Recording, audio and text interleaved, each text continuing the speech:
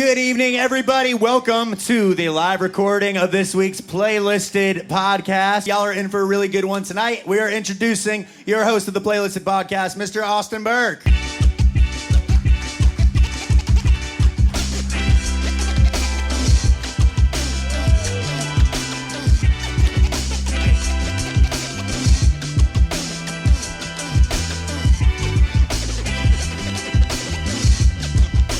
What's going on, everybody? How you feeling? All right. This is episode 7, and I'm super excited because when I first came here to Dave at the Greenlight Bar, he said, let's give it 6 episodes and see what happens. So we are on episode 7, which means we're rocking and rolling, and I'm super excited about that. We have some incredible guests tonight, absolutely incredible guests, and better than that, even better talent. So without further ado, give it up for tonight's guests, Jessi Vaughn Stevenson and Heath Warren.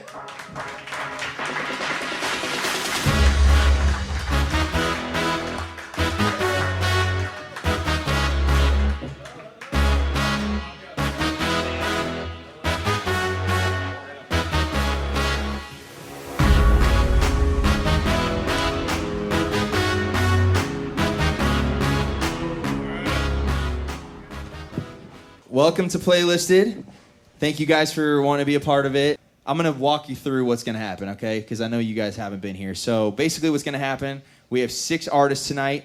They're going to come up on stage, they're going to sing a song, and they're going to try to impress us. We're going to, give them some feedback, whatever. They are so lucky tonight. They don't realize how lucky they are to have you guys giving them feedback, because I think your feedback matters. And so I'll explain who these guys are in a second. But yeah, that's basically the show. And this is week 7 now, so we've been kind of on a roll and got to see a lot of good artists, but I'm excited about tonight. Tonight's a special night, so it'll be fun. But to my left, we have Jessi Vaughn Stevenson, and she has been my publisher for the last 5 years, I'd say. Something like that. Yeah. So I was signed with Thomas Rhett for a while, and we didn't really have a home.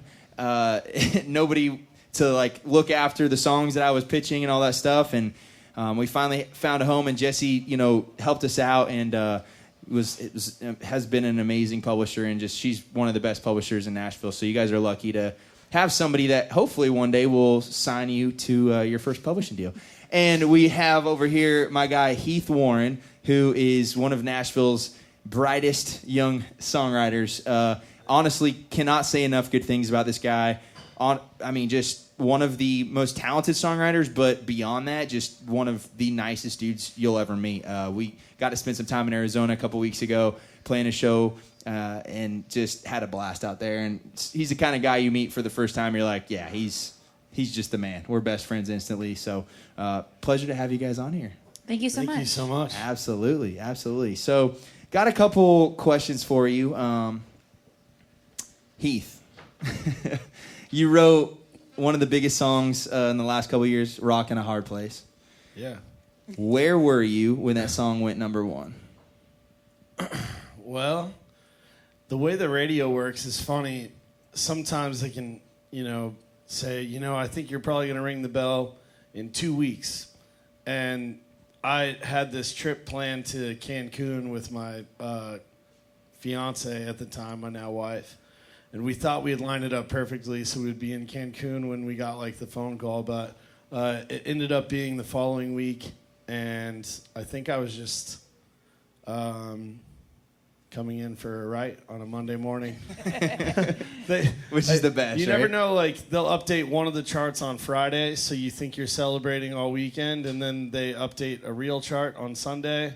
And by that time, you're just like, I don't really know what chart we're listening to. I'm going to go to work on Monday. Yeah, that's a good question. What chart song. does matter? Do you know which chart is actually the number 1 chart? Because I've seen so many different ones. That's for you. Well, there's 2 charts. One is Mediabase and one is Billboard. So they report at different times. So a lot of times it's the same song on both charts, and one will report Friday and one will report Sunday night, Monday. But sometimes they're different songs. So there'll be 2 number 1 songs for the same week, but it's 2 different songs. So I actually didn't know that. yeah, I had no idea. That's really cool. we call They that a both split matter. chart. Split chart. Yeah, but they both Okay. matter. They both make money, Yeah, and of course. they of course. basically. I'm going to get this wrong. Go ahead. Disclaimer: they're different algorithms or weighted. What do you call it when it's a formula? Some algorithms. Yeah. So from what I understand, and disclaimer, I'm definitely getting this wrong. The way I understand the Billboard charts work, the way that they, kind of count everything is based on on-demand streaming and consumption at radio, and they add both of those things together. Media base is what I believe to only be radio consumption.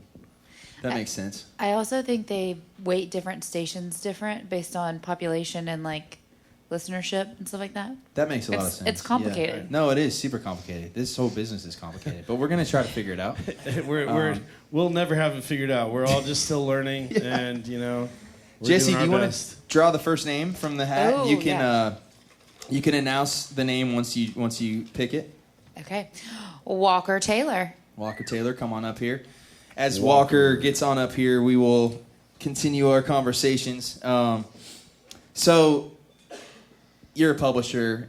Yes. Have you always wanted to be a publisher? I know you went to Belmont. You can kind of explain that story, but what was the decision that you were like, that's what I want to do?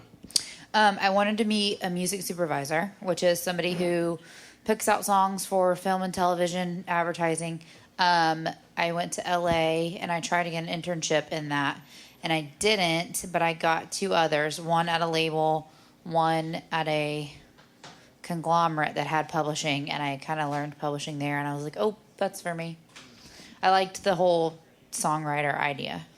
Awesome. Yeah, so have you always been, like when you were little, did you always like the lyrics more than the melody, or what Yeah. kind of is your thing? Yeah, I'm definitely a lyric person. I mean, I think melody totally changes the way you feel when you hear a song, but like the lyrics stay consistent. That makes sense. Yeah, that totally makes sense. Heath, what kind of writer would you say you are? I actually haven't written with you before, and I know that everybody is kind of a different thing, but I know for me it's important to find a synergy. I always talk to you when you're like booking my calendar. I look for a certain synergy in the room. I love a track person, and I love a melody and like lyric person, like heavy lyric person, because I'm more of like a melody kind of title guy, I'd say. But if I have a strong lyricist and a really good producer, I know we're going to get a good song. Heath, what would you say you are, and what kind of synergy works best for you? Well, I think it's important to note that understanding your role is probably rule number 1 in songwriting, but that role changes every single day. So for me, I would say that I'm that heavy lyric, and also, understand the importance of a catchy melody. And that's what I try and bring to every room. But again, my role changes every single day. And, I think it's important to recognize what chair you're sitting in pretty early on in the write, so that you can either help direct a concept, or you can get the hell out of the way and just be along for the ride. And, again, I think understanding that is a massive part of our job. For sure. And when we were in Arizona, I learned a lot from you, just as far as like, I was talking about being more of a songwriter than the artist kind of thing, and what what that role turns into. And the last year I've kind of, been writing for more artists and stuff like that. Obviously still for myself, but I have a lot of songs stockpiled, so I want to write for other artists. It's exciting to me. So, you kind of say when you go into a write, you like to just kind of be that vessel for whatever the artist is wanting. And I think that's some advice that a lot of artists don't realize, is like, you have to know the direction when you walk into a room. You have to know what your mood is, what you're wanting to write that day. It doesn't need to be a title. It just needs to be a direction, because as songwriters, we can help you and build you up and figure out that direction. Yeah, I think it's important for the songwriter to understand that too. The artist, one of the hardest parts, I think, about being an artist is finding your voice, figuring out what those things are. Like, man, this is what I've already cut on my record. I've got space for this many more songs, and this is what I don't have. This is what I'm really looking to do, and this is what I won't say. This is what I will say. And, you know, here are a couple artists that I'm inspired by. And for me, being able to lock in on those things and have an artist that, you know, knows the depth of that stuff before they come into the room really helps us just not waste any time. You know, we can really just kind of get to work. And, you know, some days are discovery days where I think an artist is actually maybe pushing the envelope a little bit more than they ever have, or discovering something new about themselves that they didn't know that they could do before that session. And maybe we're breaking ice with that group, and that's going to be the group of writers that that artist wants to be surrounded by, you know, for the next 2 records. So all of those things play into it, and I think it's really, really important. For sure. No, that's some deep stuff right there. I do want to thank our sponsor, Picker, because Picker and I just signed a year-long deal together. Come on, give it up. Yeah, baby. Picker believed in this podcast before anybody else, and they're the Airbnb of songwriter apps, artist apps, guitar player apps, bass player apps. If you are anybody in the music industry, you want to download Picker right now, they literally will connect you with everybody that's trying to make music. You can book your studio, you can book your producer, you can book your bass player, guitar player, everything you want. Picker is the cutting edge, the way to go, the community that you want to be a part of. Picker, it's the best new app on the App Store. All right, well, we got our first artist of the night tonight. Everybody give it up for Walker Taylor singing his song, Holy Confession.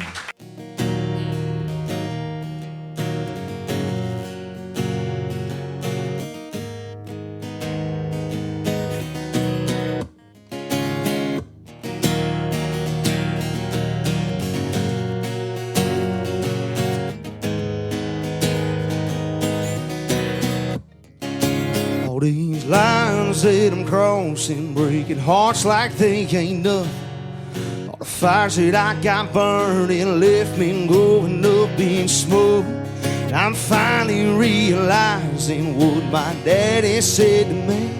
You just gotta let it go, 'cause your guilt won't set you free. Head down in a chapel Sunday morning as you do.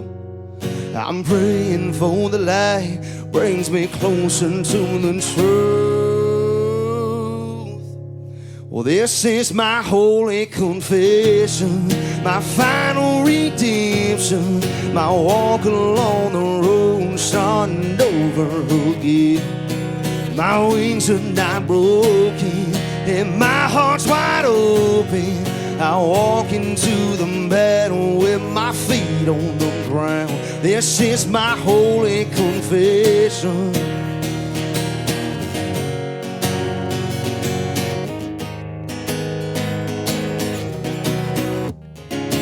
All these dreams that I'm chasing, fighting demons to try to take me to a place that I don't wanna go. Head down in a chapel Sunday morning as you do. I'm praying for the light brings me closer to the truth. This is my holy confession, my final redemption, my walk along the road starting over again. My wings are not broken and my heart's wide open. I walk into the battle with my feet on the ground. This is my holy confession. Oh, oh, oh, oh, oh, oh, oh.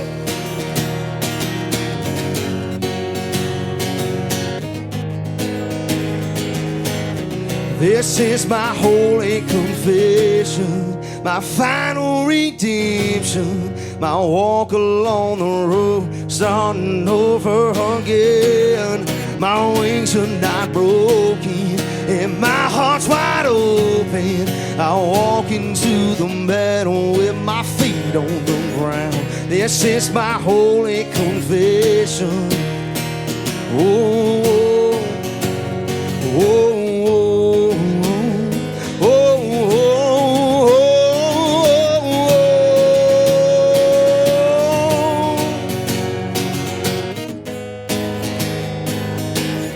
This is my holy confession. Walker Taylor, everybody. Yeah, dude. Thank y'all. Hell yeah, man. Great job, man. Where are you from, Walker? Originally South Carolina. We'll get that later. Yeah, don't worry about it. No, I'm from a small town in South Carolina called Ridgeland, South Carolina. It's about 20 minutes north of Savannah, Georgia. 30 minutes north of Statesboro, Georgia, if y'all know where that is. I just have to ask this question right off the bat. This is like, I ask the artists that are coming on, just give me 3 fun facts to ask a question, and like, this is the craziest shit I've ever gotten. Your dog ate your finger? Yeah, so that did happen. Which finger? This finger, I don't know if y'all can see it out there, but it's that one. Oh, yeah. Left-handed pointer finger. Yeah. Freaking nubby, dude. No longer with That's us. a little nubby. Yeah. Just the tip. Just the tip. That's crazy. How, was it like a bad... Yeah, so I used to... We had dirt bikes and four-wheelers and all that stuff growing up. We've got a family farm, so like we were always doing something.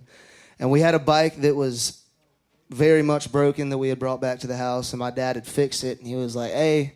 go ride this around. Let me make sure that it's working right. So I was like, all right. So I started riding around. It had rained like earlier on that day, so the grass was still really wet. And I tried to turn, back tire slipped out, ended up crashing. Well, my hand like went into the chain and cut my finger off. Oh, my God. And my dog walked up and ate it off the ground. Oh my God. Dude, Plot twist. that's Right? way worse than your homework. This is not Yeah. insane. what I was expecting at all. No. Not what I was and- expecting You at know all what? either. I didn't consider how the finger became the meal. Yeah. Yeah. I was like, That's like a McFinger, dog dude. They bit sell that it at McDonald's. and then ate it. But you just said your dog ate your finger. Yeah. And You gotta now build I'm up the just blown suspense. You away can't, at like- how country you are. That is... You're the real deal, bro. That's some redneck shit. Oh, my. That's some real redneck shit. I mean, Yeah, Jessi, what do you think? Well, I was just gonna say, because if it was just on the ground, they probably could have reattached it. yeah, he had other ideas. Yeah. That's really That's the unfortunate. craziest. That is Dude, crazy. that is a really good story. And thanks for sharing that with us, man. You I mean, asked, and I was like, I don't know what cool things that are about. Did No, it. that's a you cool did thing you about play you. guitar originally right-handed and have to switch, or did No, you? thank God I've always Okay. been left-handed. So Yeah. yeah. I was about to say that might be Nice. difficult to Yeah. play chords, but it kind of worked out, man. Yeah, I just never let go of the pick unless I drop it like I just did. Yeah. That Dude, is that's awesome. awesome. That's awesome. Well, what y'all think of the song, man? Let's dive into that a little bit. I actually really liked it. I thought it was really strong. You've got strong energy and conviction when you sing it. Your vocal was a lot stronger than I was expecting. It was like deeper than your talking voice. I think the only thing that stuck out to me in a negative way was some of the verses have cliches in them, which is just something that I hear. Probably I've noticed a little bit more because I hear them all the time in songs that songwriters turn in. But your structure, it was easy to sing back. I knew the lyrics pretty quickly. Like all of those things are very indicative of a well-written song or a hitty song. So you did a great job. Thank you. Absolutely. Dude, I loved it. I'm gonna just kind of second some of what she said, starting with some of the positives. I love a recognizable chorus. I love a bookended chorus, which is when you start the chorus with the hook and you end the chorus with the hook. That's what there we go, baby. Very recognizable chorus. I really like that. One thing that I always tend to look for is how early in the first verse am I able to understand who you're talking to and what you're talking about. And for me personally, it's such an awesome title. And I know this is your next single, so don't go and stop putting that out or anything. Put this song out. It's freaking great. But take this with you for, the next 500 songs you write. Holy Confession is such an awesome title, and it carries a lot of weight. The second I read it, I'm immediately intrigued, and I want to know, what are you confessing? And your chorus it's great to have a general chorus because you're going to hear it 3 times, so it needs to be a really clear idea. But I want to know what the hell you were confessing. Like, I wanted some, like, real shit, you know what I mean? And that's the only thing I was missing, but with that being said, you save it with your conviction in the way that you sing it, and the melody matches the title really well. So it's a great song, man. Congratulations. I Great appreciate job. it. No, I just want to say, man, I think you have such a unique voice. You have such a unique voice, and that's something that goes a long way. It's if I was just flipping through playlists, I'd be like, yo, who is that? And that's half of this business, is just being authentically you. And I encourage you to just lean into that, man. Like, you have such a cool voice. It's your speaking voice is Bailey Zimmerman, but when you sing, doesn't sound anything like Bailey Zimmerman. You have your own. It's Walker Taylor, and I think that's really cool, man. I want to say 2 things. Like, first of all, I played college baseball. So did you. You moved here when you were 19. I moved here when I was 19. So when I saw this stuff come in, I'm like, did we just become best friends? So it's wild. Like, I would love to write with you, first of all, and I would love to, like, get to know who you are a little bit more. I think you have something in you, and I just don't know if you found it yet. I think you need to how long have you been in Nashville? It'll be 2 years in August. Okay, so you definitely haven't found it, because you are on the brink of something special. I really think that, and I would love to, like, help maybe bring that out of you. But I really think you have something special, bro. And, like, it's exciting to see, and I think you have potential to be, like, really big. Keep writing great songs, man. That's what it's about. Absolutely. Give it up for Walker Taylor, everybody. Yeah, buddy.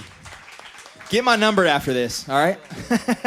It's the first time I've said that. How you guys feeling? You guys feeling good? I'm feeling great. Feeling great, yeah? Yeah. It's like literally what I do every day for work, but, like, with a light and a big microphone. Really? Is that what, like, you do this? Do you sit in a room and talk to, like, other, like, I don't really know what you do. Honestly. No, I'm going to be straight up. I don't think any writers understand what publishers do, and that's why I was so excited to have you, because yes, you book my calendar and we talk about the songs I turn in, but, like, what does your day-to-day look like? Honestly, I don't know. A lot of it is building sessions at this point, and being strategic about how I build sessions and who's included in them and what's the best way to get a song cut for what the needs are at the time. A lot of it is listening through music as it gets turned in and strategizing around who to send it to get it heard. You don't send every song. So why wouldn't I send a song? I have to have a strong reason for that as well. But yeah, feedback, lyric critiques. I'm pretty picky with lyrics. I'll make you change them. Yeah. Just because I want them to be perfect. So, yeah. I love that. I take that as a compliment anytime I write with one of your writers and they say, hey, JV wants us to maybe tackle this verse again and let's grab another day. It's a compliment because it's a good enough idea for it to matter enough for us to circle back and fix a lyric here and there.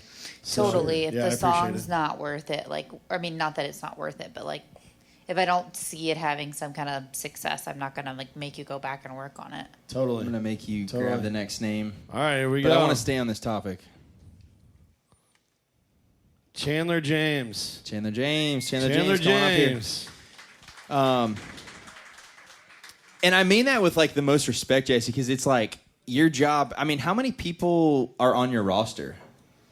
Oh, I have no idea. You don't know? No. Like, No. you personally, how many people do you, like? No, I have no idea. You don't know? I don't count. Oh, Do shit. do you have a ballpark number?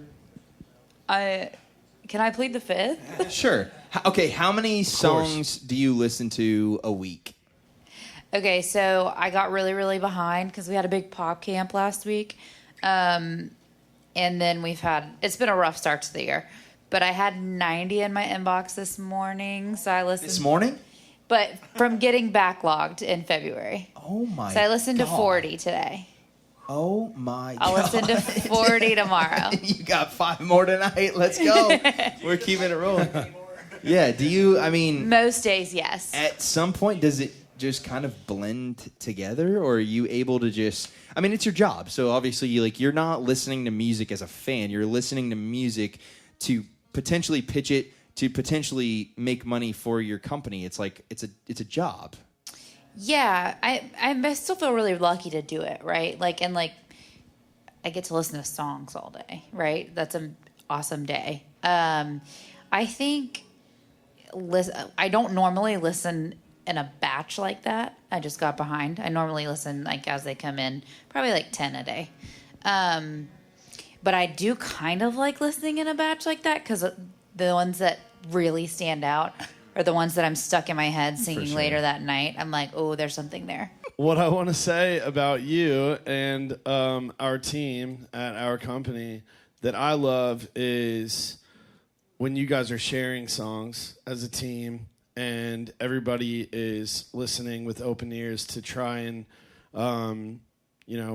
help find a home for these songs as a team. A lot of publishers don't do that.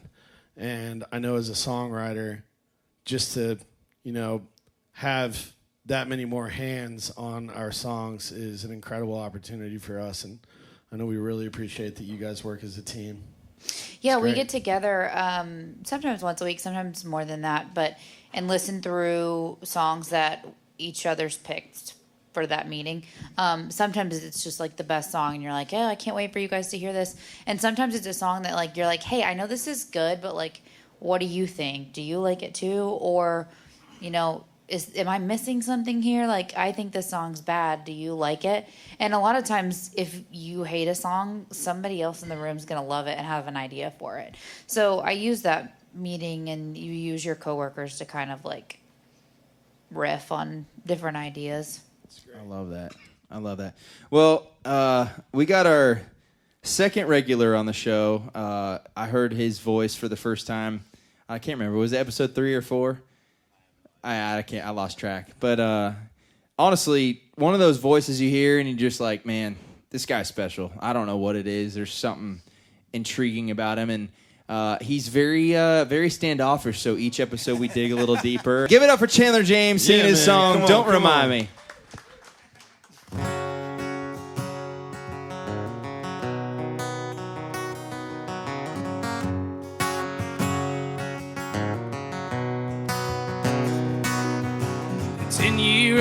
Gray Chevrolet in the drive.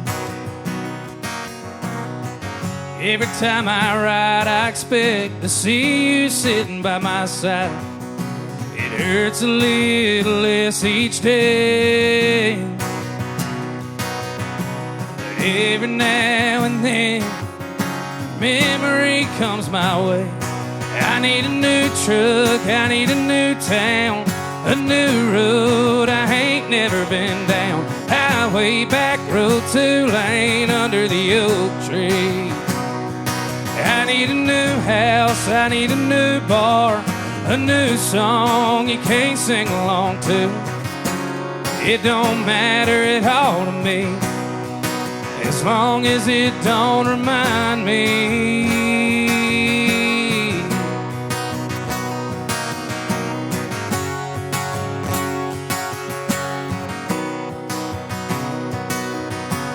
Times at night when it's dark and I'm all alone,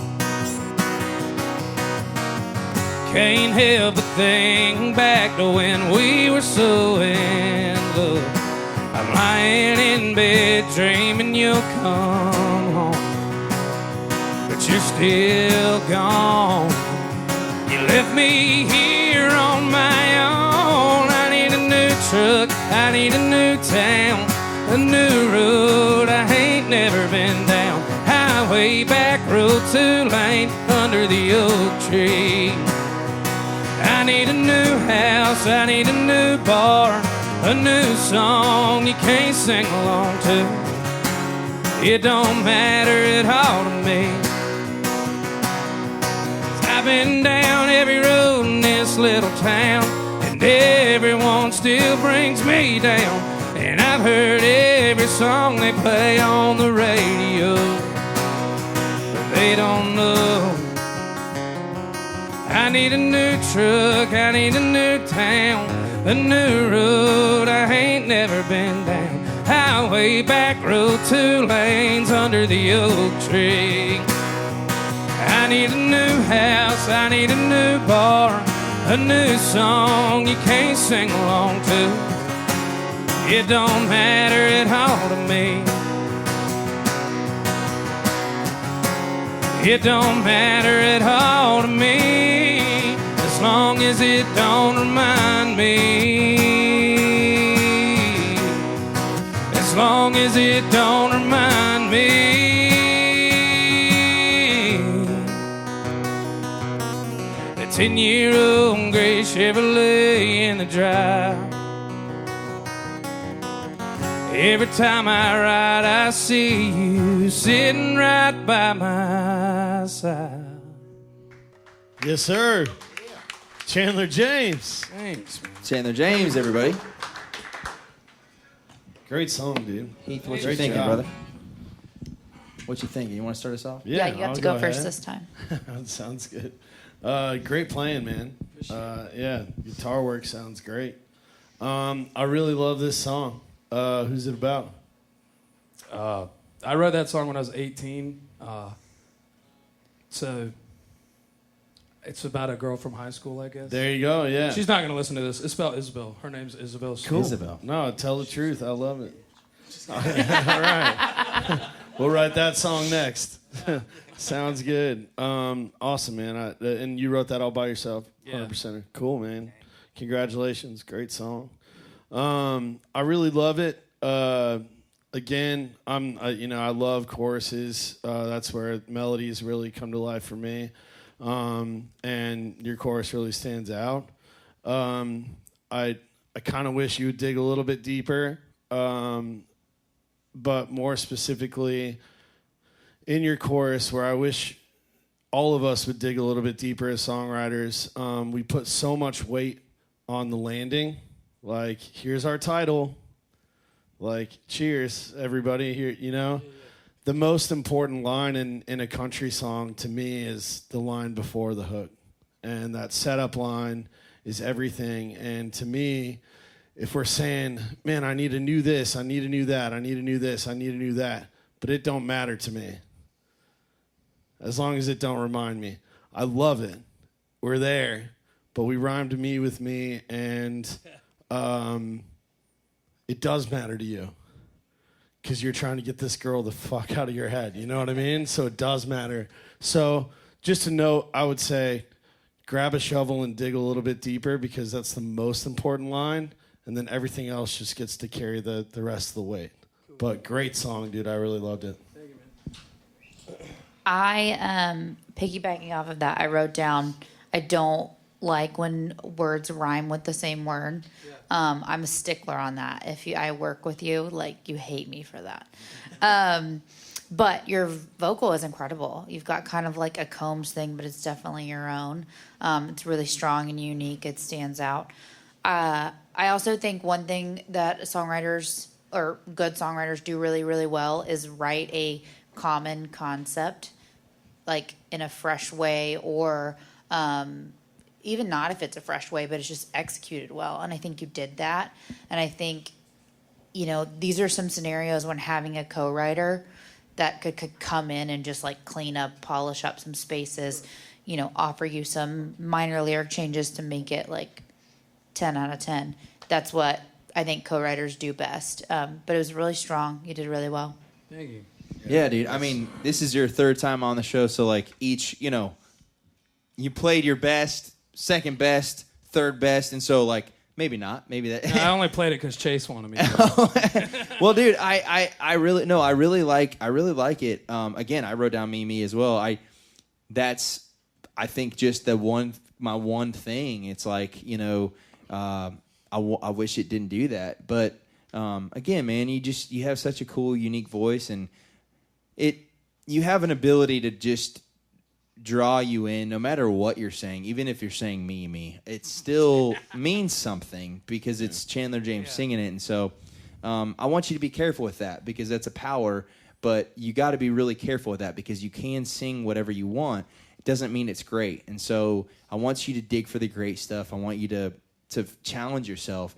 I love that you wrote this by yourself, because that just shows that you're a true artist and you like to write things that are passionate to you. But I want you to just, like he said, get it. That's crazy. Get a shovel and dig deeper. That's wild. I'm gonna write that. I'm gonna get a tattoo of that right here. Yeah. But that's literally it. Just I think it was good. It wasn't great. I've heard you sing great, and I really, with your voice, has to be great. Everything you sing has to be great. It just does, and you're just blessed with that. So you are, man. It's a talent. Can I ask him something real quick? Who are you listening to the most? What are you most inspired by, artist-wise? Brent Cobb, American Aquarium, Chris Stapleton, but that's kind of cliche. It's not cliche at all. It is not. You're allowed to be cliche, and actually, he's probably the furthest from cliche of commercial artists there are, because he always pushes the envelope. And actually, he's a great example of what Austin's saying. He's the type of guy that could sing pretty much anything into a microphone, and it's going to sound compelling, but he doesn't stop there. Like, literally every lyric that comes out of his mouth, you believe as the truth, and I think that's a great thing to lean on. So I'm always curious what everyone's listening to, and I love that for you, man. So do you ever, as a songwriter, write a song that you personally despise, like it's your least favorite thing you've ever done in your entire life, and everybody else you play it for absolutely loves it? But you said that about your first song too, and you hated it. So I feel like you're just an artist, and I feel like you're not really gonna ever like a lot of the stuff that you do. Which is okay. My only cut as a songwriter is my literally least favorite song I've ever written in my entire life. And I'm not going to name the song or the artist that cut it, but it was an outside cut, my first one ever. And that's the worst song I've ever written in my life, honestly. But that's just me. There is, that song did pretty well, and a lot of people feel differently. And so I think you are the type of person that needs to write with other artists. Other songwriters. You need to just be in a room with people, because you're in your head a lot, and you are the type of person, we talked about your anxiety a couple weeks ago. Like, you're a fucking mess, dude. You got to have these therapy sessions. He loves you. You got to That's have why he these calls you therapy. like I say this because I love you, bro. You're like, I'm so excited about you, but you need to be in a room with people that can bring that greatness out of you. You have it in you, but you doubt yourself, and I don't know why. You need to just be in a room with people that want to be around. And by the way, I know this, and I'm just going to say this. Tyler, who was on here a couple weeks ago, doesn't ever want to write with anybody. He is an asshole, honestly. I love him to death. He's an asshole. He'll tell you he's an asshole. He wants to write with you. There's no other reason than he sees something in you that I see. You are talented, and you got to see it in yourself. But I love this conviction you have within yourself, where it's like, I'm not good, I'm not good, I'm not good. You're great. That's the problem. Yeah. So Appreciate it. Yeah, just to piggyback it, I think as creatives, it's pretty easy for us to lack confidence in what we're making. But it's as important to believe in everything that you create too, because this business is really hard. So especially as an artist, the most important thing you could do is believe in what you're creating, because if you don't, no one else will.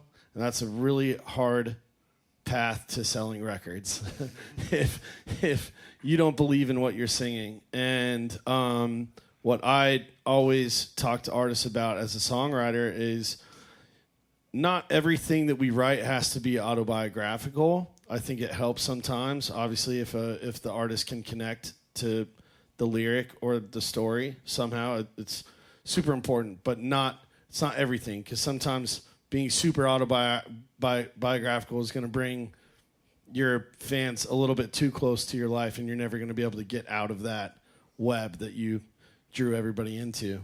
With that being said, you're a vessel. If you're an artist, all you are is a vessel for songs and for storytelling, which means every single one has to be believable when you sing it.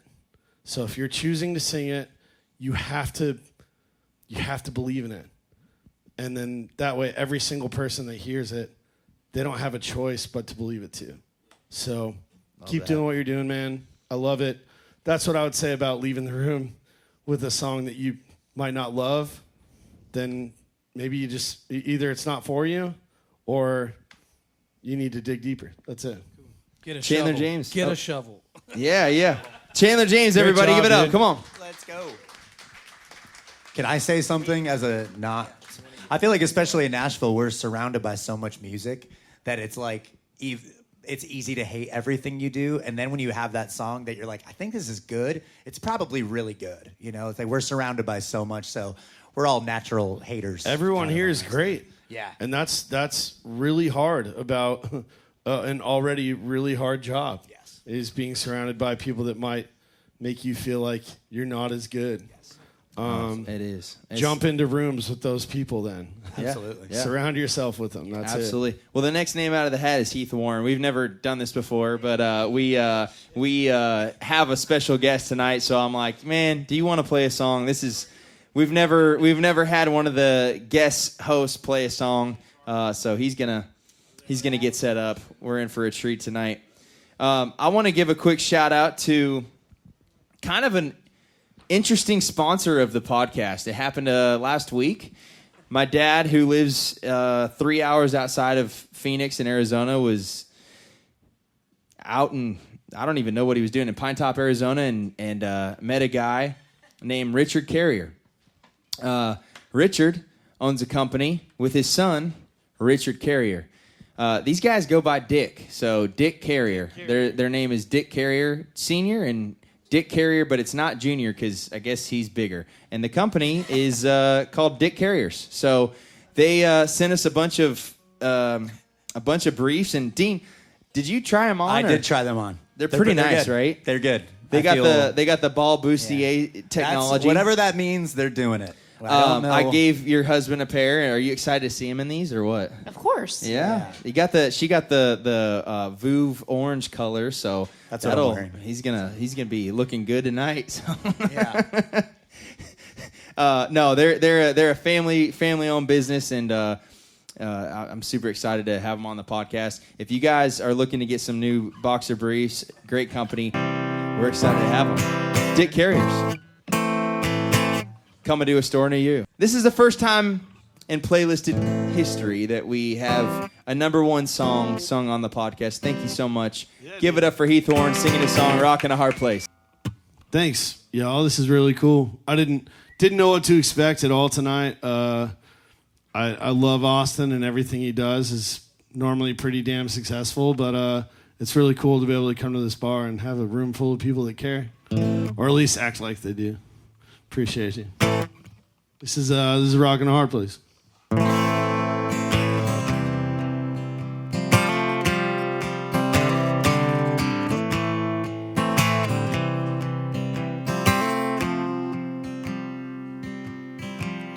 We've been swinging and missing.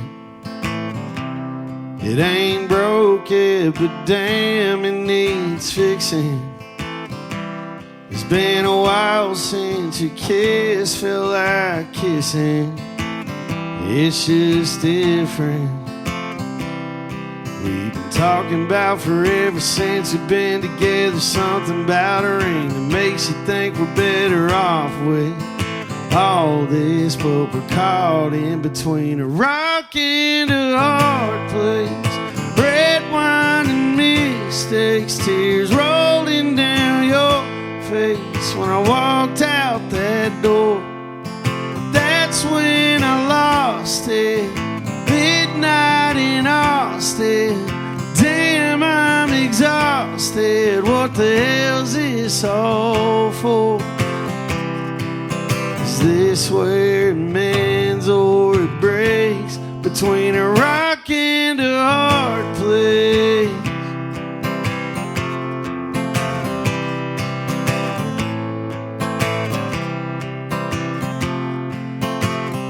For the record, throwing in the towel takes some effort. So I'd rather ride it out for better weather. Together between a rock and a hard place. Red wine and mistakes, tears rolling down your face. When I walked out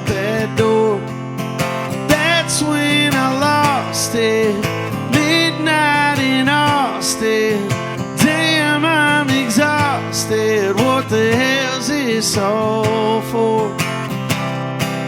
Is this where it mends or it breaks? Between a rock and a hard place.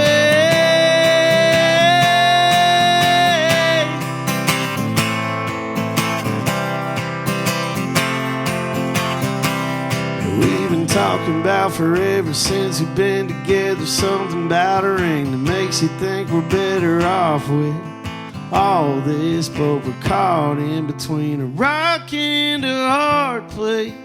Red wine and mistakes, tears rolling down your face. When I walked out that door, that's when I lost it. Midnight in Austin, damn, I'm exhausted. What the hell's this all for? Is this where it mends or it breaks? How much more of this can we take?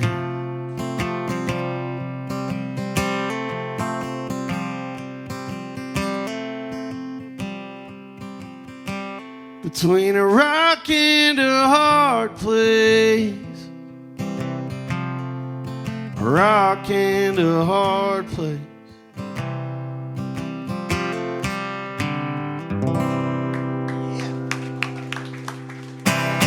Thank you. Heath Warren, everybody. What a treat. What a treat. Are we allowed to talk about that for a second? Yeah, I would love to talk about coming that for a back. second. Yeah, come back over here. We'll talk about it. We're going to get the next guest set up while we talk about that. I mean, we got to say something about that. Well, I think it's important. I think it's really important before you play a song to always mention the people you wrote the song with, number one. And I didn't do that. I wrote that song with Jacob Hackworth and Jet Harvey. June 2nd, 2022. And I don't remember the date of all the songs that I write, but I was going through a very specific thing in my life at that time, and so was Jet, and that helped us, hammer this idea the way that we did. But none of that is as important as to say I had been in Nashville for 5.5 years when I wrote that song. No publishing deal. I was managing my own calendar, setting up all my own rights, and saying yes to damn near everything. And didn't really allow for myself to come up with excuses to say no to co-writes unless I had to go bartend that shitty bartending job that I didn't want to work, but it allowed for me to write songs 4 or 5 days a week.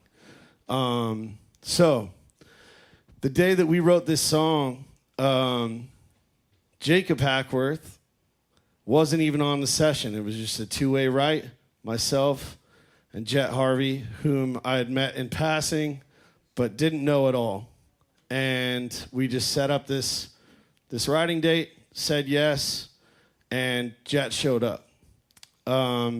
Jacob slept on my couch from the night before because I was going through a really shitty breakup, and he was being a good friend, and we went out and got intoxicated all night the night before. He wakes up on my couch at like 10:15. Jet's going to be there at 11.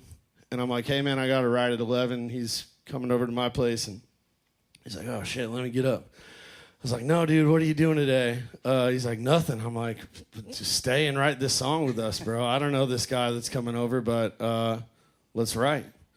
And all three of us in that session, nobody had a publishing deal. Everybody was working full-time jobs just to try and keep their head above water. And we had no idea what that day was going to do, which is why I want to encourage you guys just to continue to show up and write more songs. Say yes to everything, because you never know. The song you write tomorrow could be the song that changes your life. And this song changed all three of our lives. Not just like minimally. This song is continuing to change my life drastically. And I'm just forever grateful for it. So I just want to encourage you guys to just say yes, show up, and write the best idea. And, there's so much about this business that is beyond our control. so many stars have to align for everything to actually do what we need it to do. But as long as you do all of the things that you possibly can, that you can control, the rest of those things tend to happen somehow. And yeah, that's what I got for you. Can I tell a little story that he doesn't know Yeah. about that song? Yes. Ooh, spicy. So I don't know. You'll have to remind me of when it was, but a few years prior to that, Heath and I had met for a publishing meeting. Yeah. Maybe like a couple. November 12th. I'm just kidding. Whoa, Rain Man over here. No. Super Rain Man. November 12th, 2019. It was not November 12th, but Okay. it was like right around there. Yeah. So I loved what he did, but it was like very early in your journey. Didn't extend a publishing offer, and when we were working with Heath on the current deal he's in now, because of this song, my boss at the time said, Jessi, didn't you meet with him a long time ago? Like, couldn't we have signed him a long time ago and worked with him a long time ago? And I said, yes, we could have, and he wouldn't have written that song because I would have been booking his calendar with different people on different days, and he would have maybe not run into Jet Harvey or maybe not written with. And so it's just like so a cool. reminder that everything works out the way it should. And if you are like, why don't I have a pub deal or why I don't have a label deal? Like, timing is everything. Which I felt that way. I was like, why don't I have a posting deal? I'm doing everything everyone has told me to do since I moved to town. Like, I'm writing with everyone, and all of my friends that are artists are getting signed to deals. All of my friends that are track guys are signing deals. How do I prove what I can do in a room if I'm not an artist or a track guy? Is really, really tough for my journey to be able to prove that to publishers. But like you said, it's tough to see through your own, through. It's tough to see you through someone else's eyes. As seasoned as Jessi is, and as seasoned as you were, no, a seasoned Old lady. listener, a song listener, like a song champion, you could hear that I wasn't there yet. As much as I believed that I deserved a deal and that it was my time, I'm so grateful that you were able to push me to continue doing what I was doing, but we weren't quite there yet. But I also think too, like sometimes the person you're meeting with isn't there yet, right? Like 2019, I would have been 26 or whatever. She just got called season. She's like, I'm like, I gotta drop my age, right? But no, like, I mean, I was just getting married and like really super young. growing my roster, and like, I don't know. There's sometimes you can listen to writers and you can be like, what can I bring to the table for them? And if you can't, I think it's my opinion, if you're a good publisher, if you can't bring something to the table for them to really change the game, then don't do it. That's so awesome. Yeah. Not many publishers are like you, Jessi. That's why we love you. You're the That's best. right. All right, well, let's give it up for our next guest, Melissa Devana, singing her song Rodeo. Yeah, all right. So I wrote this song. Hi, everyone. I'm Melissa. I wrote this song because I struggled with addiction for the longest time. I am 7 years sober now, but thank you, guys. Thank you. But I wrote this song kind of about grappling with addiction and trying to harness your inner demons. So, yeah.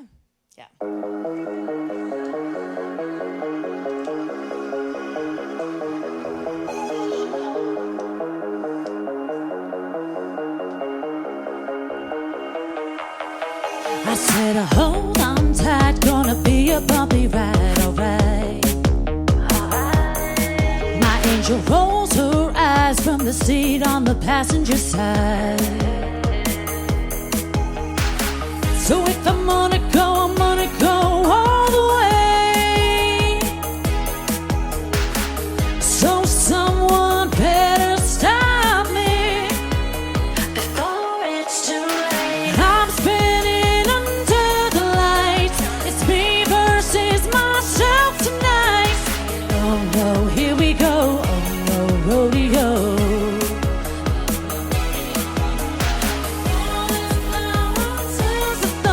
Can we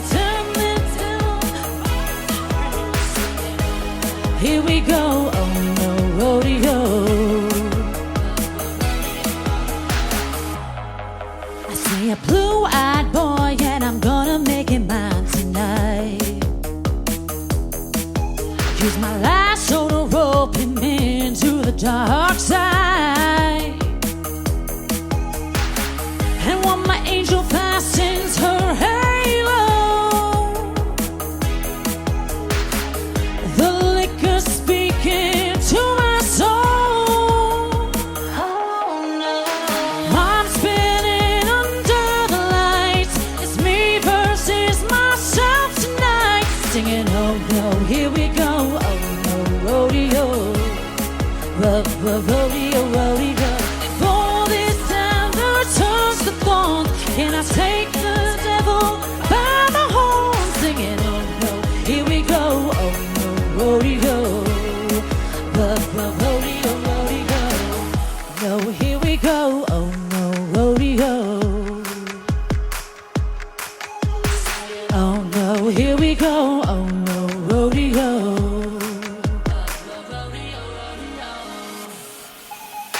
I'm spinning under the lights. It's me versus myself tonight. Singing, oh no, here we go. Oh no, rodeo.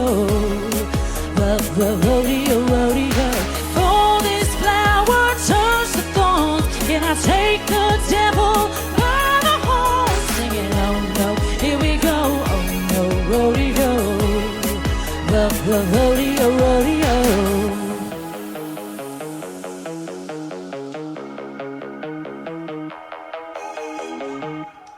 Yeah. All right. Sick. Melissa Devana. Did I pronounce that right? Devana? Savannah, yeah. Savannah. Savannah. Where are you Devana, from? Devana. Where are you from? Yeah. New Jersey originally. Cool. So Yeah. you say Jersey girl. Devana, I say Devana.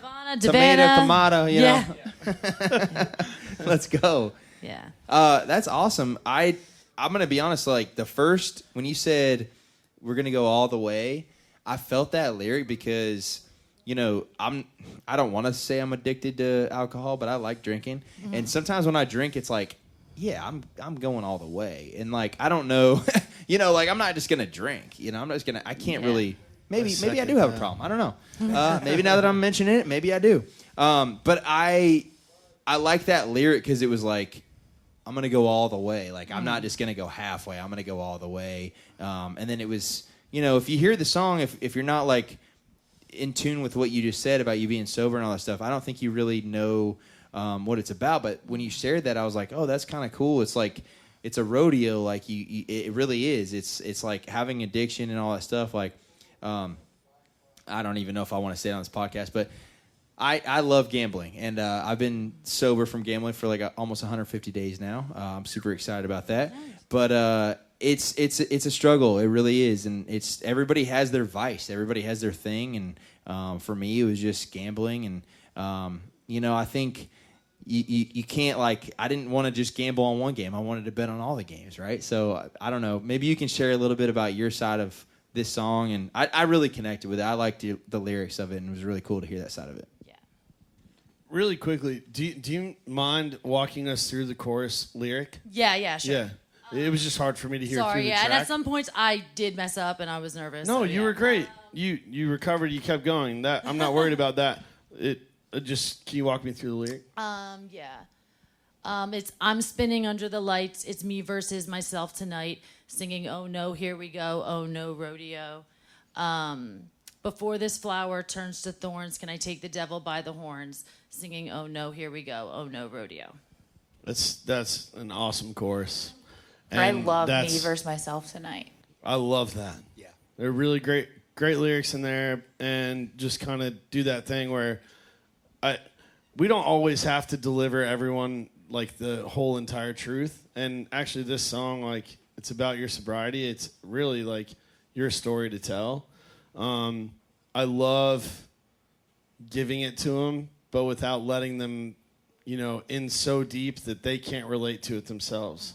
And which is what you ended up doing. You found a way to relate to the song, which I think that's a sign of a hit song, is when people are listening and they're just trying to, you know, make it make sense to themselves and find a way that they can connect to it. So that's a powerful thing to do. Really catchy hook. Yeah, I loved it. I thought it was really cool. Who produced that track for you?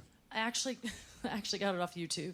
No shit. I wrote it, yeah, This and then is I wrote it awesome. by myself. So yeah. Okay, good for you. That's really awesome. Am I gonna get a copyright claim because of this? No, Or do you... I bought it. I purchased it. I She purchased bought it. it. Oh All right. shit! All right. I'm a... Totally legal. No, I purchased it. See, I gotta think. I'm a bit. I gotta think about these things. cool. now. No. And then just one more thing I wanted to mention, because it's really easy to do anytime we sit down to write a song, because all of us are heavily influenced by our peers and by our heroes and people that we listen to, and sometimes indirectly you hear something one time and it just sticks to you. But your pre-chorus melody sounds very familiar.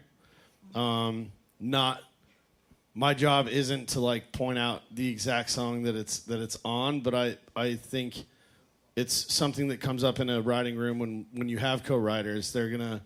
Typically someone should raise their hand and be like, oh man, there's a reason why we really love this melody. Might be on top of something that's familiar. Let's either figure out what it is or let's change it just enough to where we don't lose every penny we make on the song.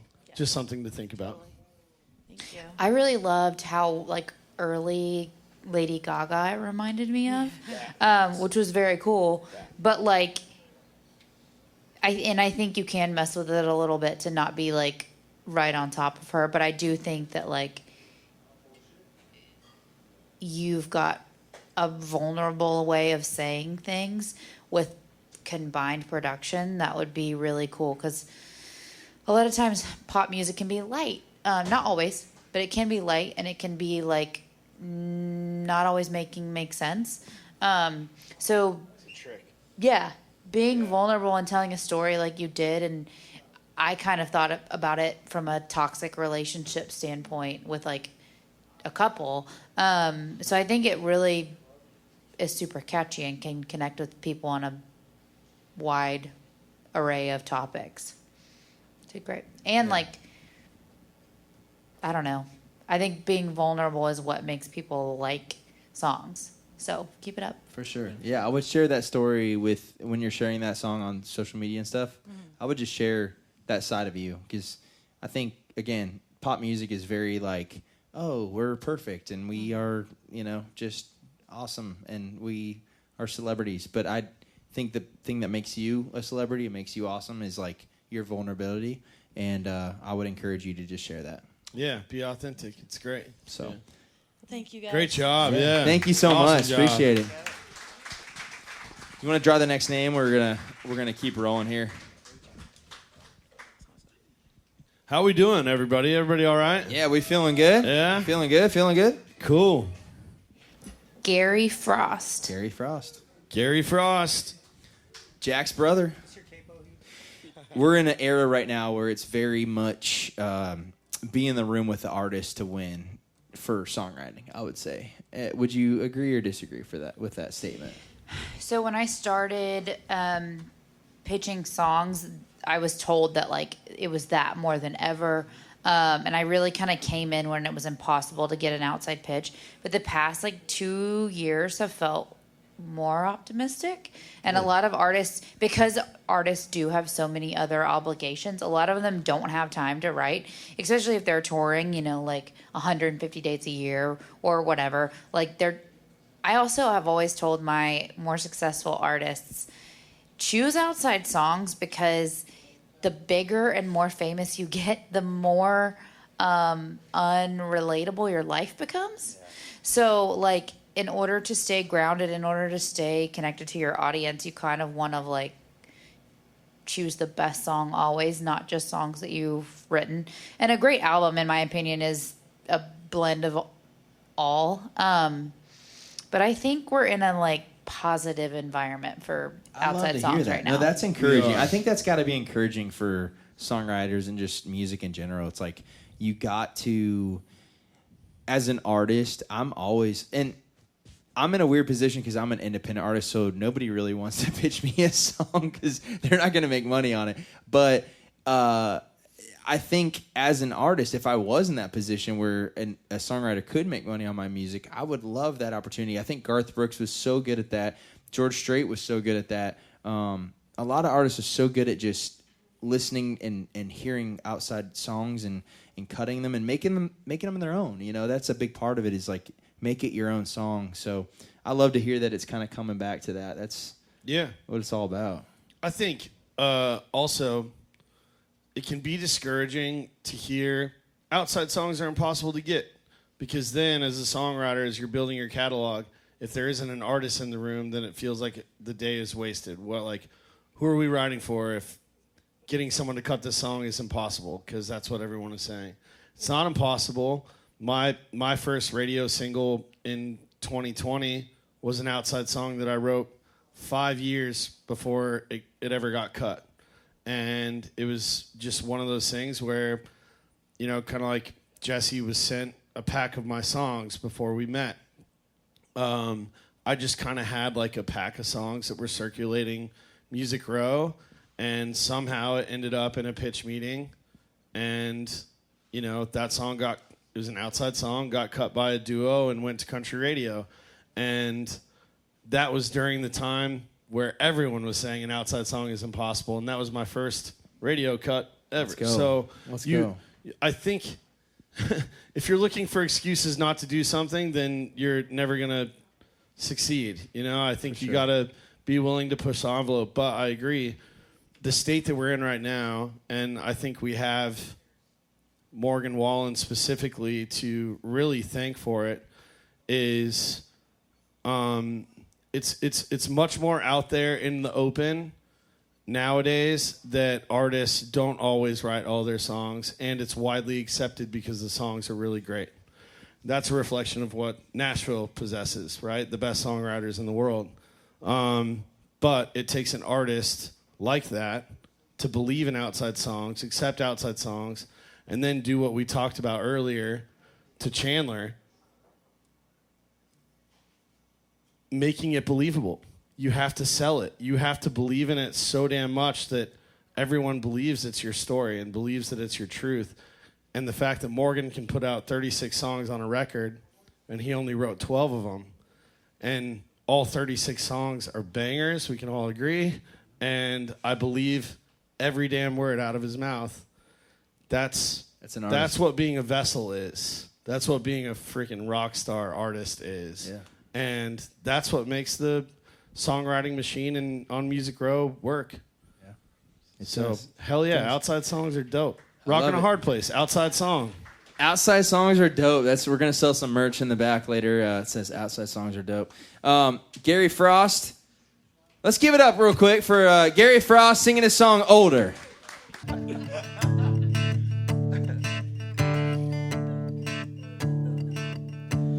All my life I've been worried about getting older, moving out just to settle down somewhere 2 towns over, getting a job and getting rich. Just the thought of me having kids and getting older. To see my parents' hair get gray, well, I could have told you well, that would happen one of these days. So the younger me, if you're listening, it ain't all a bad thing.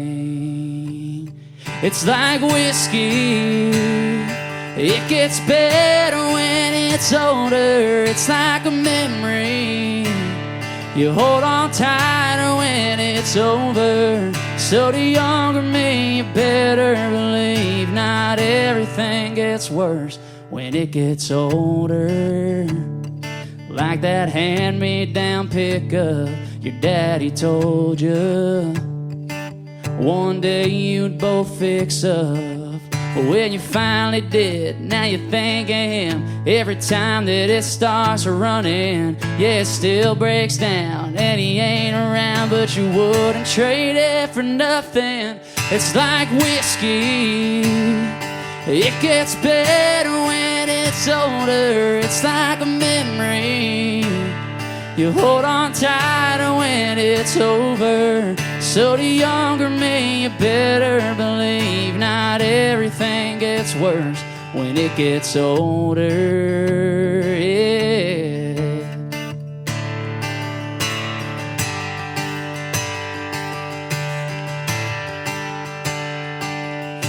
Things get better with time, and you and I got a lot of time left to go. So the next time you and I think about getting old, it's like whiskey. It gets better when it's older. It's like a memory. You hold on tighter when it's over. So the younger me, you better believe not everything gets worse when it gets older. Yeah. I'm getting older.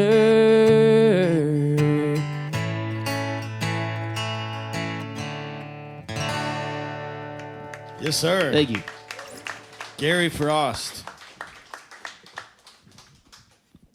Gary, what's up, dude? What's going on, man? Thanks What's for going having on? me. What's going on? Yeah, I like that song a lot, man. I the first verse, when you started singing, I really liked it, and I kind of wished you held that melody into, like I thought you were gonna kind of do a Luke Combs thing and like keep it going. And Okay. You went into like a pre a little early, and then I didn't. This is the one time only I didn't like the bookend on the chorus. You said like whiskey when it gets older. I wish you kind of had a different rhyme right there. But like, again, I'm just like a guy. This is just an opinion. But like, I really did like the song. I really did, and I think you have an amazing voice. I want to challenge you to kind of maybe for that first line, change that first line, and then I don't know. First line of the chorus, you're saying? Yeah, first line of the chorus. Like you say, you like the bookend. That was the one time I didn't like the bookend. I like when we don't bookend if we're saving them from something. You know, if you're I wanted to hear savoring over the at the very end. I I don't know. In fairness, he gives it up on the very first line of the first verse. What's the first line of the song? All my life been worried about getting older. It's a great first line. It's all good. You're not giving anything away so much that I feel like I lost. Yeah. But I know what the song's about right away. Yeah. And I knew the title before I pressed play, so I'm already in it with you. But it's not a true bookend. It's a full line that what's the first line of the chorus? Like whiskey, it gets. It's like better whiskey. when It it's gets better when it's older. It's an awesome line. So it's like tough to fight. No, like, it's tough to fight, in a and that's room, why I'm like. But you're right, because how I felt when you landed, it felt like I've heard older 3 times. Yeah. And the landing just, again, I don't know how to fix it because it's right.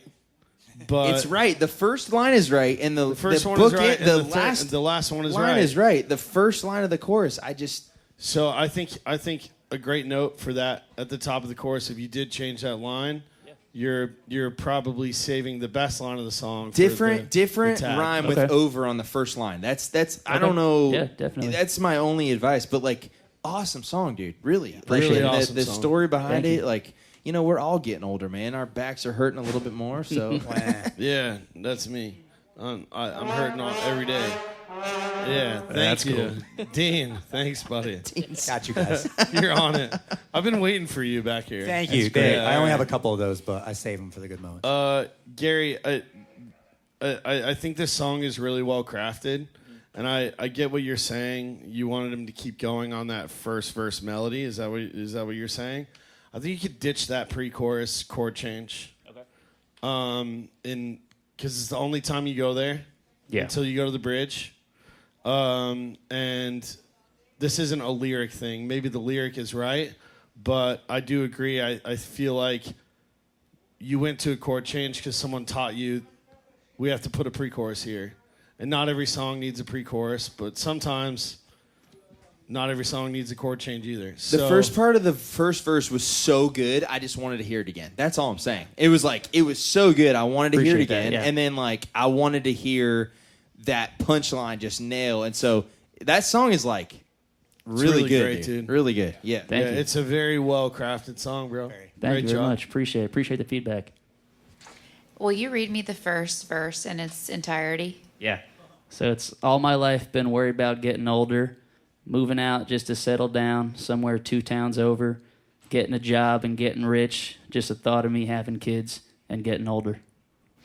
Okay, so all of those things sound like positives to me, which maybe not the point, but like buying a house and getting rich and having kids, like all these great things, Because right? you're seasoned. Right? old lady river.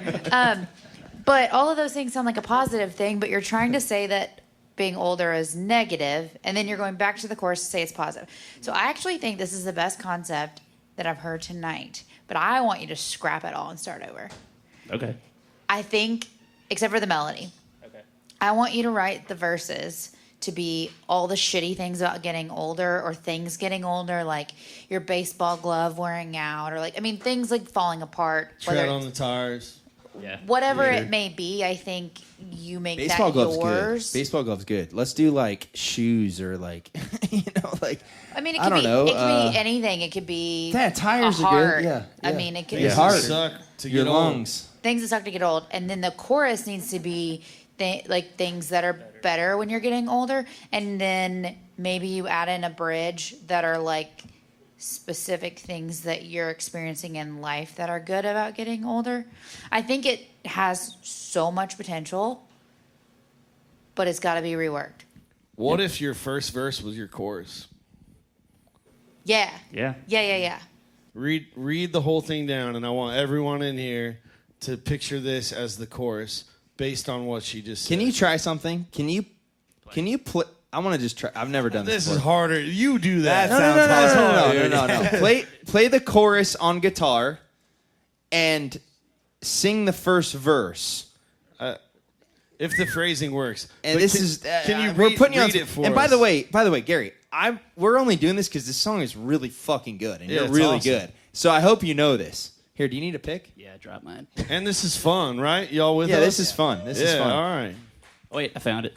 I got it. Okay. All right, you said... I want you to What's it? play the chorus on guitar Okay. and sing the first verse. Good luck. That's tough. All my life I've been worried about getting older. Moving out just to settle down somewhere 2 towns over. Getting a job and getting rich. There's a thought of me having kids and getting older. Woo! Yeah. That is so impressive that you just did that. That was crazy. Yeah, That was very impressive. That was insane. But how long you been in town for? 2.5 years. Yeah. And You're a how long star. you been writing? 10 years. I can tell. Something like that. Yeah. How that does song. the invite Thank you. thing come on the show work if you invite someone back? Well, it's called the A-list, and I think You're the only one allowed No, to hand you out can an do A-list? whatever you didn't want. tell me the rules. there's no rules. Can I borrow your A-list? I wanted you to do whatever the hell you want. Dean, are you ready? I'm ready. I want to give Gary Frost the A-list this week. Let's go! Thank you. You still have 2 more people to hear. Let's go. Gary Frost is back, baby. Am I allowed to give it away? You're allowed to do whatever you want, and I think he deserves it. This guy's a freaking... I feel like if we give him a few weeks, rewrite this song, come back, how dope would that be for us to be able to hear it on a second try? I think it'd be so cool, dude. That'd be will. sick. Gary, will. thank you, man. Thank you Thank for you. taking what we have to say. You're awesome, dude. Thank You're you a guys so star. much. Absolutely. So Heath, when you got your first check, because you were unpublished at the time, what was the first big purchase that you did? You got your first check from what was it, like BMI, or what'd you get your first big check from? My first big check was from BMI, and it hit. I knew it was coming, and the day that it hit, I went and bought a Porsche.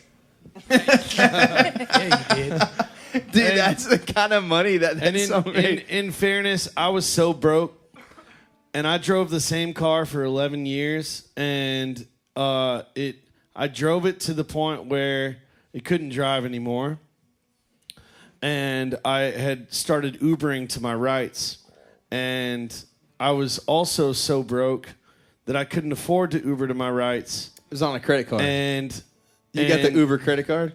No, I had a credit card, but the credit card was maxed out, and I couldn't pay my rent with the credit card either. So I grew up playing drums, and I had the biggest song in country music, and I took my drum set to Guitar Center, and I sold it so that I could pay my rent and afford to Uber to my sessions. No way.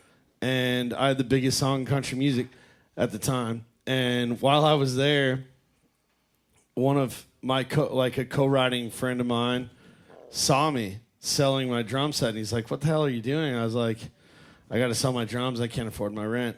And he goes, "Are you fucking kidding me? Like, you have the biggest song in country music right now." And I'm like, "I know, man, but I haven't finalized my publishing deal yet, and the checks don't hit for 9 months. So here I am." And so when that check did hit my bank, the very first thing I did was go and buy a car.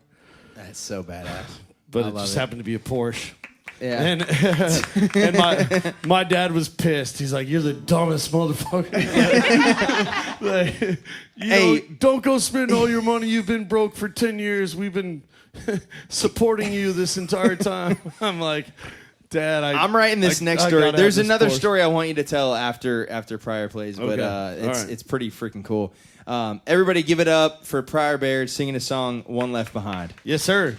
Before we even get started, though, like I've been sitting back there taking notes. I've been in this town, it'll be 15 years next week. Damn. And I have learned more tonight, standing in here listening to you, and my hat's off to you. You don't powder coat shit. You said learning learning who you are as an artist. I think that is one of the most amazing things. You know, these guys are up here giving themselves, it takes a long time. Anyways, I'm just saying you guys are kicking ass. This is fantastic. This is extremely helpful. Thank you so much, man. It's a song called The One Left Behind. This is like they've been sitting up here saying, you write about authentic shit. Write about yourself. Write about what's real. No matter how painful, the good, the bad, the ugly, write it. It's your responsibility. Always show up, and that's what we did about this. I was in a relationship. It's funny, I just saw a guy, Justin. He said, "Hey, man, you still with the same girl?" I said, "No, she left me after 9 years. It's okay." And it kind of brings it up. It's like, shit. And it's the new single that comes out, but that's the stuff that connects. So if you got a broken heart or you just like good old country songs, this one's for you.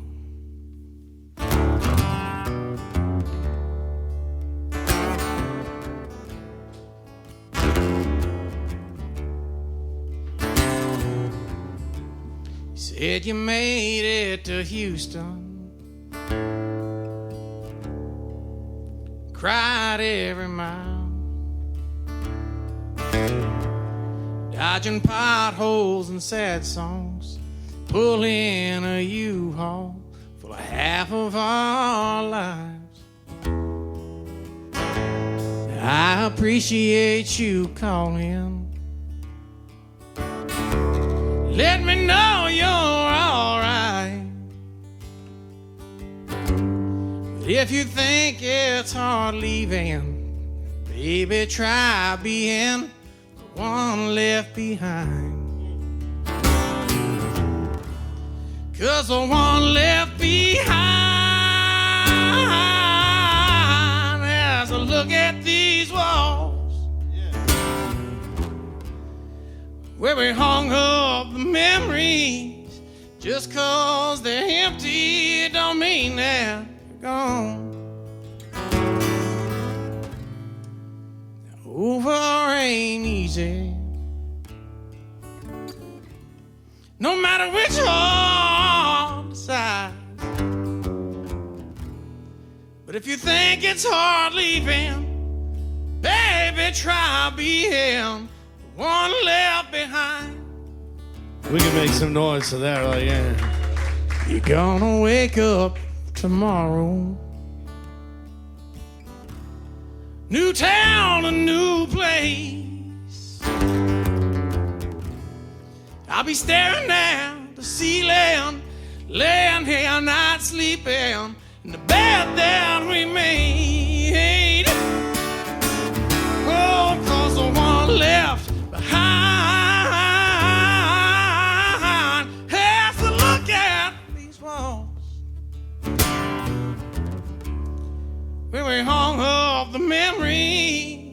Just 'cause they're empty don't mean that they're gone. Now over ain't easy, no matter which side. But if you think it's hard leaving, baby, try being one left behind. Oh, if you think it's hard leaving, baby, try being the one left behind.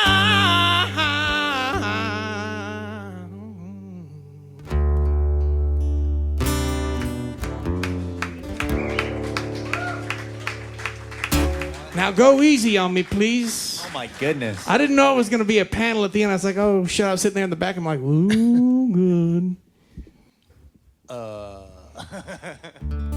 I want Jessi to go first. I don't have any notes of critique.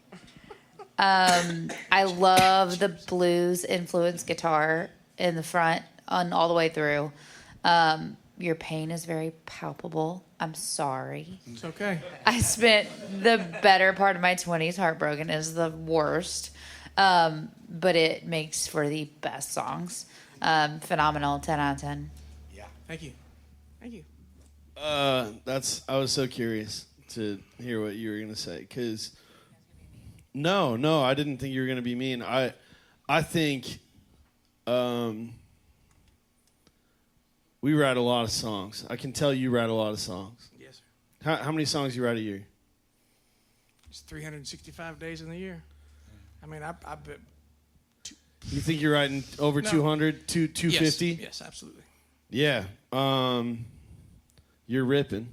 It shows. Thank you. You know, the 10,000 hours thing about life, I think songwriting is like 30,000 hours and you 100%. Still cross your fingers kind of thing. I can tell you've been in town 15 years, but it doesn't take, like, everyone's like, oh, it's a 10-year town, or like, you got to wait your turn. And there are a lot of people that wait their turn that never, ever even come close because they think that's what they're supposed to do. What you did, bro, the perfect song is really hard to write. And that is the idea, the lyric, the melody, and the music all cohesively telling the same story. And you did it. Congratulations, you did it. That's a perfectly crafted song. I also think you were in a band, a duo, or no? Okay, you can plead the fifth. Yes, Okay, definitely was. yeah. I am not familiar with the music from that duo. That's good. But it stylistically was not the same as what you just played, correct? No. So what that tells me is you found like your sound. Because a lot of times, like, you could have sang that song very differently and it may not have punched through as well. Yeah. But, like, that country blues tinged, like, gritty soulfulness paired perfect with the lyrics, topic, what you do, your even aesthetic. Like, all of that plays into being an artist. And I think, you know, while you have been in town for a long time and maybe a lot of things haven't lined up, like, lean into this. Oh, 1,000%. Dude, this is sick. That's your voice for sure. Are you trying to be an artist? I'm an artist, yeah. You are an artist. I love that. That's great. Are you also writing songs for other people? Absolutely. I just got my first John Party cut. Comes out April 11th. Hell yeah, dude. Round of applause. That's awesome. Congratulations. Thank you. I think I wrote 25 songs for that record, and I got 0 on there, so that a baby. Did you turn them in? I didn't turn them in. Busted. Yeah, it's my fault. Busted. And hey, the only reason I have that cut, you have to give it to him. You have to give him the songs. The only reason I have a cut on John Party is because my plugger, Preston, I don't know if I can say that or not, he's like, hey, man, I've befriended the manager of John, and he loves this song. And I was like, dude, way to go. He's out there at night networking himself, getting himself in with somebody else. Be like, you know, it's all a team effort. it's a team effort. You know, we're all Brian, on a team together. how did we connect? Did I write you on Instagram or what No, was I saw a thing. I was sitting there at my house the other night, and I was like, I need to get out and play some more, man. And I saw this thing. I was like, hey. Yeah, let's just you see if wrote we me, got a spot. right? Yeah, you're like, anybody got a spot for Monday? I was like, sure. That's what happened. That's exactly what happened. Are you open to pitching that song? No, that's mine. That just No, that yeah, one just that came better- out. Like no, I just that put that out. It just came out 2 nights fucking ago. be your song. That Oh, better great. be your song. Beautiful. Yeah, it I just didn't came know. out 2 All right. nights ago. All right, all Yeah. right. Came out, like, I'm you gonna released it. Yep. I'm gonna say a out. couple things. I mean, I'm a bit speechless, and it's happened a couple times on the show. Once with Chase, once with Chandler. You're very special. You have an incredible voice. You have an incredible sound.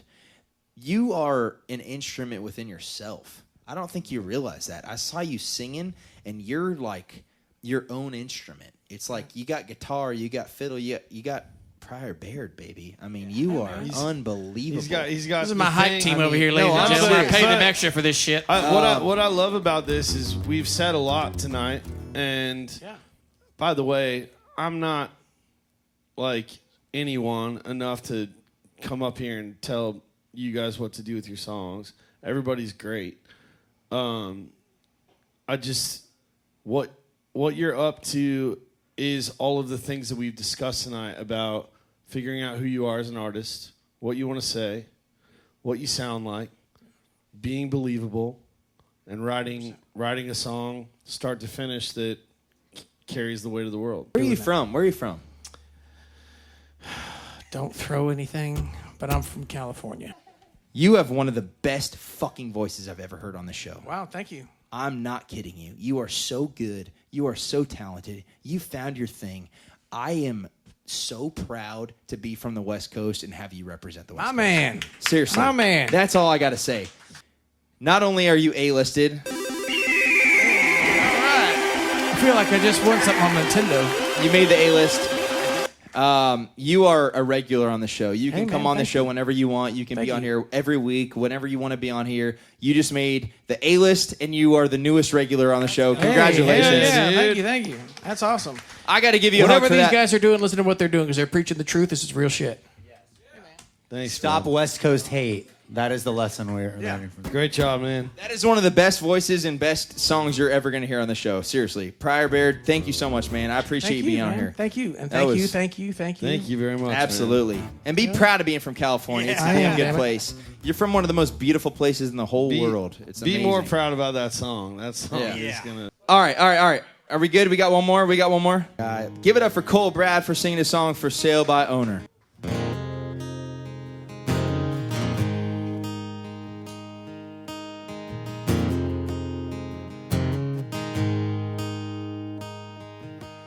Grass ain't as green as it was before, and the sky outside's a grayish shade of blue.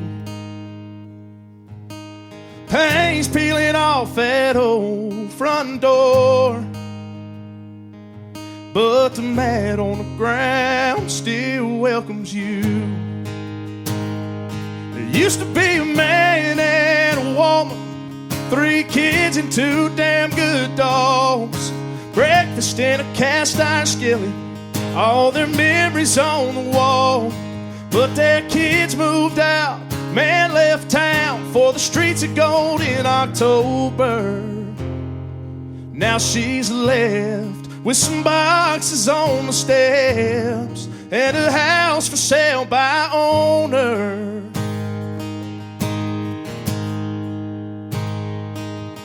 Dates line the wall to 6'4". Fresh coat of paint and she'll be good as new. The roots are strong from the roof down to the floor. Tears fill her eyes every time she walks through. There used to be a man and a woman, 3 kids and 2 damn good dogs. Breakfast in a cast iron skillet, all their memories on the wall. But their kids moved out, streets of gold in October. Now she's left with some boxes on the steps and a house for sale by owner.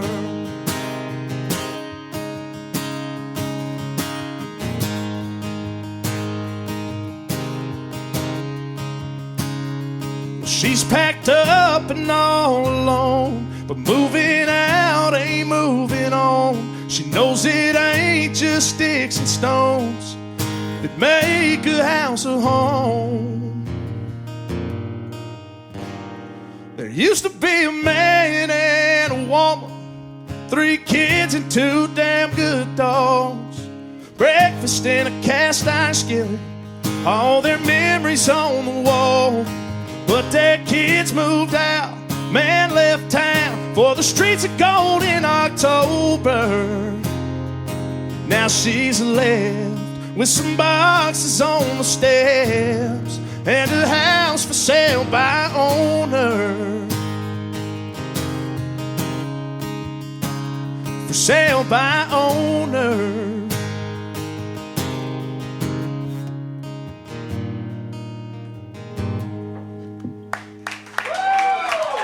Thank you. Cole Bradford, everybody. Great job, man. Is that song out Thank yet? No, I actually just finished up at the studio a couple weeks ago. Nice. So. It reminded me of Dirt Cheat by Cody Johnson a little bit, and I loved the storytelling and just kind of it was very authentic to you. I felt like you were selling me the for sale by owner, and the owner was you. It was really. That was me. That's a song about my my childhood home that we grew up in. I lost my stepdad a little over 3 years ago, and I can still think of the day that we sold that house, and just what we were all kind of left with when we moved out, and what my mom had left, and it wasn't a ton, but it was a lot of memories, and that's kind of the way that it all played out. Yeah, it was like Miranda Lambert, The House That Built Me. There was a lot in that song, a lot to unpack. I see here that you hold on. You learned to play guitar during COVID. Yeah. Is that true? Like, did you start singing during COVID too? I've always sang, but I didn't start this music thing until COVID hit. I moved up here to be a special education teacher and a football coach. So some of the people out here know that. Yeah. But yeah, so I moved up here and got my master's at a school in Lebanon, Cumberland University, and coached football there for 2 years. And then I became a high school coach, eventually became a head football coach. And I was a head football coach at Overton High School at the time. And I actually had a guitar that my aunt's sitting out here somewhere. She's what initially drew us in Nashville. She bought me my first guitar for high school graduation. I played college football at Georgia Southern, so I was like, eventually I'm going to learn to play guitar. Well, I never did. And so I was teaching and coaching, and I showed back up at home. I was living with my brother at the time. And I walked back in the house, and he had gone and bought some like $50 guitar on Facebook. And he said, sit your ass down, you're going to learn to play guitar. And I was like, no, I'm not. And he said, yeah, you are. So I did. And that was during COVID. So you didn't know you even had that voice? Not really, no. Not really. So like I said, I've kind of been singing since COVID came around. I remember I played my first writer's round ever at the Mockingbird out in Franklin back in February of 2020, right before COVID shut everything down. And so I spent the last few years kind of trying to figure out, what I can do with my voice and what I like to do with my voice. And in the last probably 8 to 12 months, I would say, I'm finally starting to figure that out a little bit. So, yeah, absolutely unbelievable. Absolutely unbelievable. Like you just, you have something special, man. You really do. Thank you. You have a conviction in your voice. You sell the story. You sing to more people than just yourself. And I'm just blessed to be on stage with you, honestly. Yeah, thanks, man. I'm glad to be here. Thank awesome. you. Absolutely. I love the imagery in this song. Like you said, it was a true story for you. Yeah. The paint peeling, streets of gold in October, like everything is so colorful and like vivid. I think if you can take your ability to do that and bring it into writing sessions when it may not be your story, but you can still pull those details out, like, you're going to be very successful. Thank you. Thank you. It says here that you're about to be a dad in May. I am. Yep. Congratulations. Thank you. Thank you. Yeah, my wife and I are expecting our first one early May. How does she feel? She felt really, really bad for like 17 weeks. Never really threw up, but she was just super, super nauseous. We don't know what we're having. We're finding out when it pops out. So we're in the middle of working on our nursery, and so that's been a blast.